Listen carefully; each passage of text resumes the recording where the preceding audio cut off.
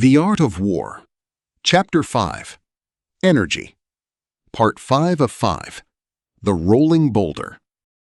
I quote, "The clever combatant looks to the effect of combined energy and does not require too much from individuals.